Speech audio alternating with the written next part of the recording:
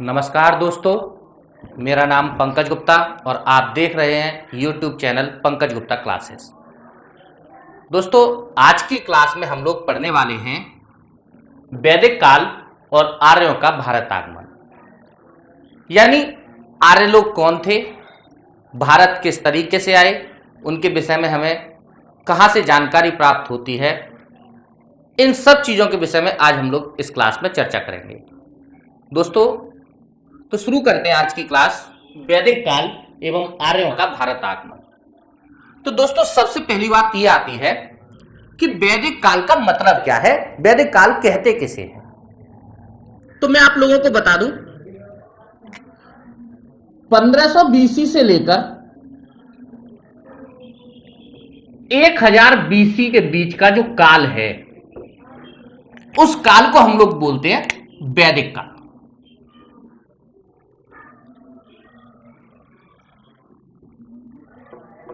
यानी 1500 बीसी से लेकर 1000 बीसी के बीच का जो समय काल है, उस काल को वैदिक काल कहा जाता है।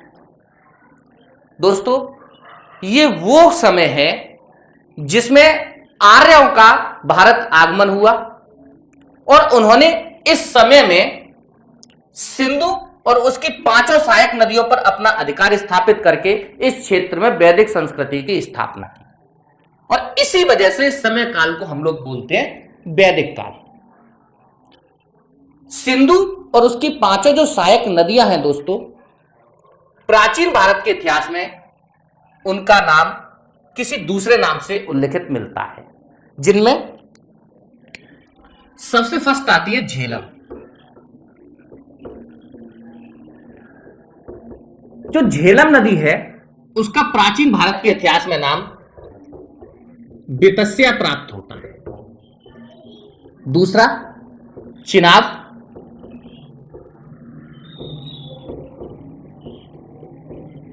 जो चिनाब नदी है, उसका भारत के प्राचीनतम धर्म ग्रंथों में नाम अस्किनी प्राप्त होता है।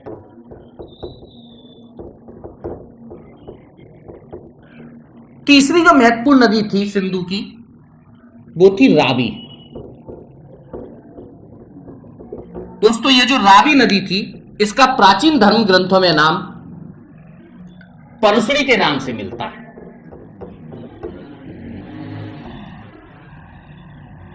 ब्यास, जो ब्यास नदी थी, उसका नाम बिपाशा मिलता है।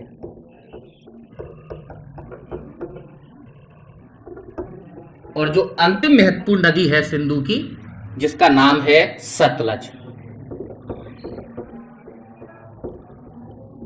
दोस्तों, ये जो सतलज नदी थी, इसे प्राचीन भारत के धर्म ग्रंथों में सतुद्री के नाम से जाना जाता था।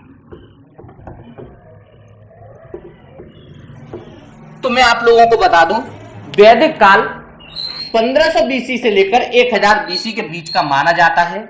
ये वो समय था जिसमें आर्य लोग भारत आए और भारत आकर के उन्होंने सिंधु और उसकी 5 सहायक नदियों पर अपना अधिकार स्थापित किया और इस क्षेत्र में वैदिक संस्कृति की स्थापना की। और इसी वजह से इस समय काल को वैदिक काल कहा जाता है। तो दोस्तों, ये तो बात रही वैदिक काल की कि वैदिक काल था क्या। अब हम लोग बात करते हैं आर्यों के बारे में कि ये आर्य लोग कौन थे। तो आप लोगों को मैं यह बता दूं कि यूरोप में जो फ्रांस है, फ्रांस में एक पर्वत पड़ता है, आप गूगल पर सर्च कीजिएगा, आल्पस पर्वत नाम है उसका। उस आल्पस पर्वत के पूर्व का जो आल्पस पर्वत की तलहटी थी, उस तलहटी में ये आर्य लोग निवास करते थे। भारत आने के क्रम में ये सबसे पहले ईरान पहुंचे, ईरान से सीरिया होते हुए भारत आए। दोस्तों, ये भारत कब आए, इसके विषय में हमें कोई जानकारी प्राप्त नहीं होती कि कब ये आर्य लोगों का भारत में आगमन हुआ। लेकिन सन 1600 बीसी का हमें 2 अभिलेख प्राप्त हुए हैं, जिससे पता चलता है कि मध्य एशिया में आर्य लोग इस समय उपस्थित थे। दोस्तों, पहला अभिलेख है ईरान का कस्साइट अभिलेख।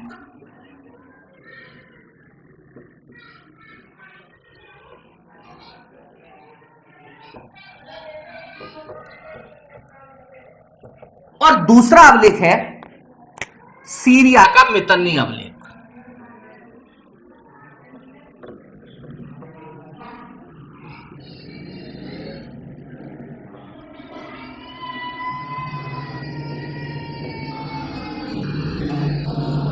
और इन दोनों अभिलेखों का जो समय काल है वो 1600 BC है। इन दोनों अभिलेखों से हमें आर्य शब्द की प्राप्ति हुई थी और इसी वजह से हमें इन अभिलेखों से आर्य शब्द की प्राप्ति हुई है। तो फ्रांस से ये लोग सीरिया और सीरिया से ईरान अफगानिस्तान होते हुए ये आर्य लोग भारत आए, लेकिन भारत कब आए इसके विषय में हमें कोई जानकारी प्राप्त नहीं होती।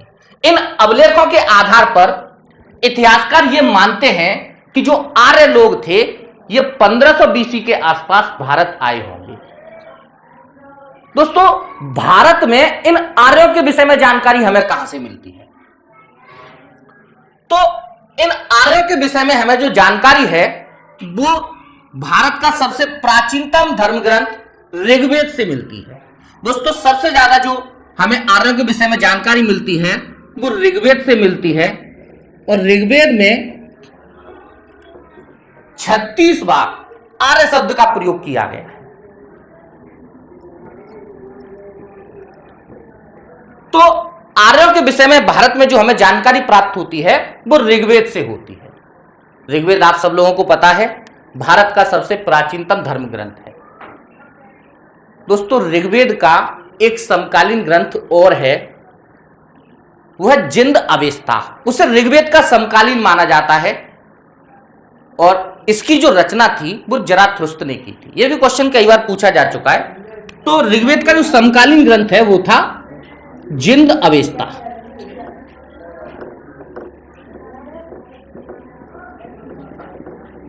और इसकी जो रचना थी वो जराथुस्त्र के द्वारा की गई है।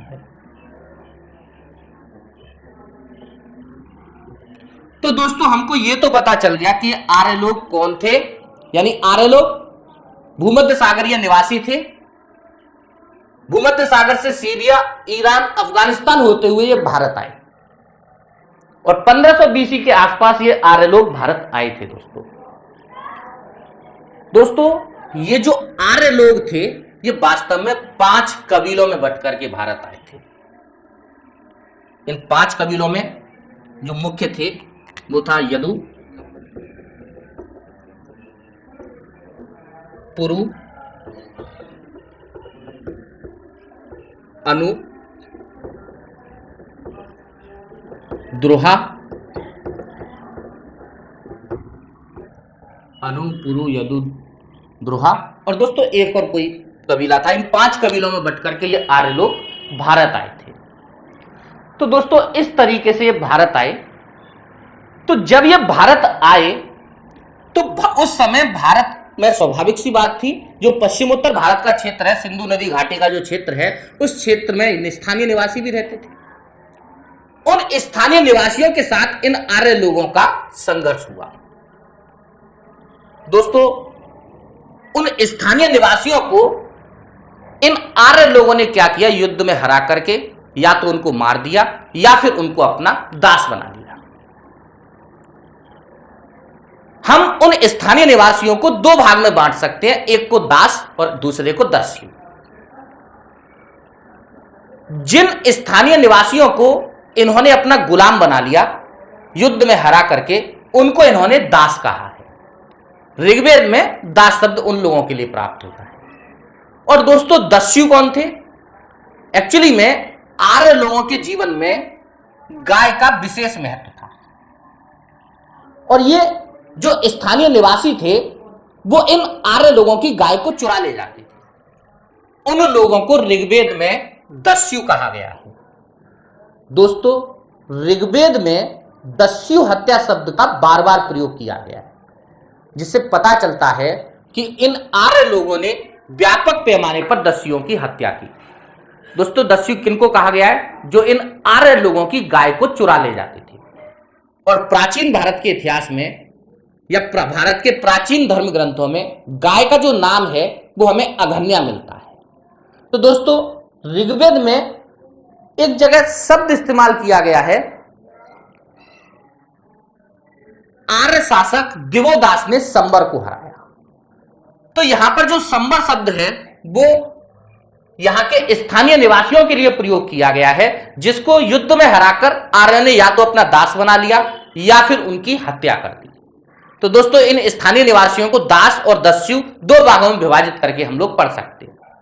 तो एक बार मैं दोबारा से रिपीट करता हूं, आर्य लोग खानाबदोश थे और भोजन की तलाश में ये भूमध्य सागर को पार करके पहले सीरिया पहुंचे, वहां से ईरान अफगानिस्तान होते हुए भारत आए और भारत में आकर के इन्होंने सिंधु और उसकी पांचों सहायक नदियों पर अपना अधिकार स्थापित किया और भारत में वैदिक संस्कृति की स्थापना की। तो जब ये भारत आए तो भारत में आकर के इनको दो प्रकार के संघर्षों का सामना करना पड़ा। पहला, यहां के स्थानीय लोगों के साथ संघर्ष,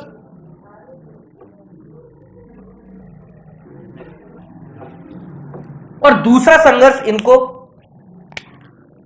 आंतरिक संघर्ष का सामना करना पड़ा।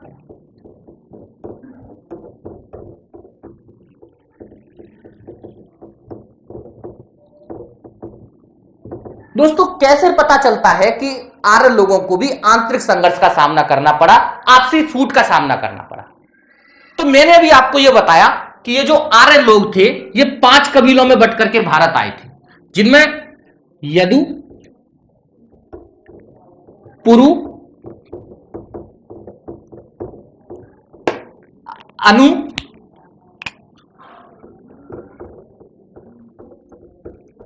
द्रोहा और तवास।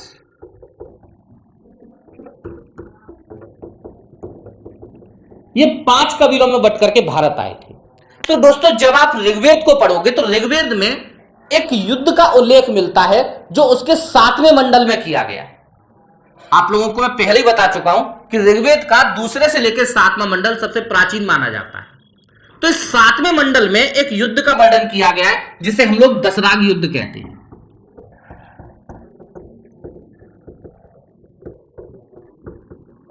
इस युद्ध से पता चलता है कि ये जो आर्य लोग थे इनमें आपसी फूट थी और इनको आपसी आंतरिक संघर्ष का सामना करना पड़ा। तो दोस्तों ये दशराग युद्ध क्या था इसको समझ लेते हैं एक बार। आर्य संस्कृति में मैं आपको बता दूं, कबीले के प्रधान को शासक कहा जाता था और प्रधान के बाद जो कबीले का सबसे महत्वपूर्ण पद होता था वो पुरोहित का होता था। तो इन आर्य कबीलों में एक भरतवंशी कबीला था जिसके शासक थे सुदास और उनके पुरोहित थे ऋषि विश्वामित्र, जिनका उल्लेख आपको कई सारी जगह मिलता है। जो राजा सुदास थे, भरतवंशी राजा, वो विश्वामित्र को हटा करके वशिष्ठ जी को अपना पुरोहित बनाना चाहते थे, क्योंकि पुरोहित का पद बहुत सम्मान्य पद होता था, कि सम्मानीय पद होता था। और जब विश्वामित्र को हटा करके वशिष्ठ जी को राजा सुदास ने अपना पुरोहित नियुक्त किया तो विश्वामित्र ने क्रोधित होकर के ये 5 आर्य कबीले और 5 अनार्य कबीले, ये 5 अनार्य कबीले इन स्थानीय लोगों के रहे होंगे। इन 5 अनार्य कबीले और 5 आर्य कबीलों को मिलाकर के 10 कबीलों की सेना का एक गठन किया और राजा सुदास के साथ युद्ध लड़ा और इस युद्ध को ही हम लोग बोलते हैं दशराग युद्ध। दोस्तों ये युद्ध परुष्णी नदी के तट पर लड़ा गया और इस युद्ध में राजा सुदास की जीत हुई। जब विश्वामित्र इस दशराग युद्ध को हार गए तो हारने के बाद वो दक्षिण भारत चले गए और वहां से उन्होंने सातवाहन वंश का स्थापना शुरू की है।